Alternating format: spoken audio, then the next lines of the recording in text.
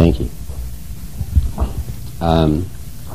Like the others before me, I wish to express my gratitude to you and to you.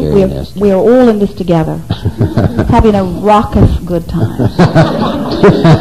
Raucous indeed. For the last 10 or 12 years, I've been working as a practitioner and a master practitioner of Neuro-Linguistic programming.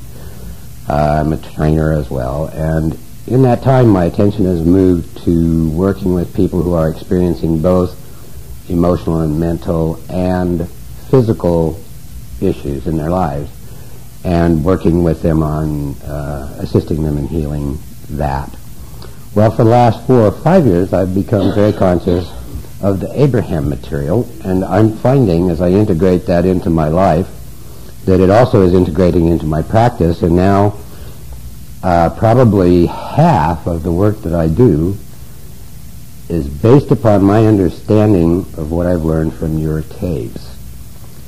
So the question that I wish to raise is this: I want to respect the integrity and to honor the work that you and Jerry and Esther have done, and could you perhaps give me some guidance about the best way in which to do that, to acknowledge this work as well as my own with clients and with people I work with, both in group and in individual sessions?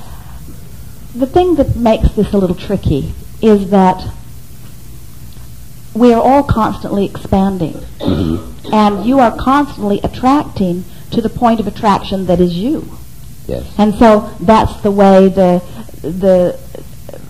NLP came to you. That's the way the Abraham come. In other words, you are the point of attraction that is attracting by virtue of what you've been asking, whatever it is that you are wanting to satisfy the intentions that keep coming up for you. And so we wouldn't spend too much time trying to document your path as we would stand in the now and express what you have come to know. The reason that Jerry and Esther ask, and we have encouraged them, ask that whenever large bodies of the Abraham material are utilized is so that the individual, if they are wanting, has access to the purity of the information. Because unlike what you are doing, there are many who are not understanding it as clearly, and there are a lot of people that may get a piece of it and get off in a wild goose chase. Now, law of attraction would say nobody can get off on a wild goose chase unless they are vibrationally on their way to a wild goose chase. And so there is no reason to feel guarded about any of this. Just express what comes forth from your heart and trust that it will always be right. Thank you very much.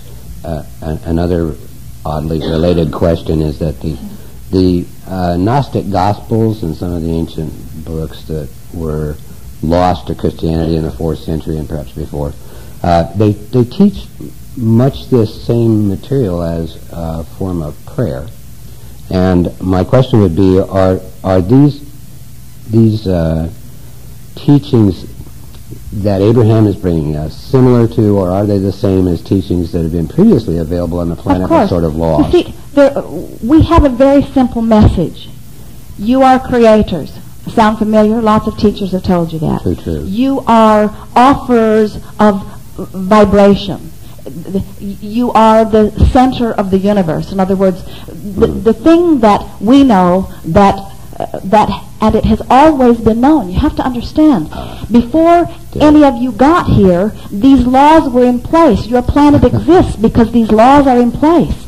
And occasionally, someone like you, or someone like Esther, or someone like Jesus, or someone like Buddha, or someone like hundreds of thousands that you will never know the name of, tap into that knowing and find ways to express it. And so it is logical that as you dig through historical sites that you would find endless evidence that there were those who have known.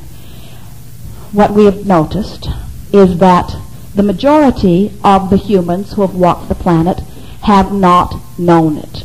There is usually one or two. In other words, there are usually a handful of you. These are different times. These are time. This is a teacher's heyday. This is a time when more have come forth with the deliberate intent of finding ways to express it. You see, and think about it. Now, you have been technologically advanced in many civilizations, but think about, as you compare this civilization to those that were otherwise. Think about the recordings themselves. Think about the number of people who have access to the information. It is not a surprise that there is more happening in this time. We'll begin with you when we come back from segment of refreshment. Thank you. We are complete.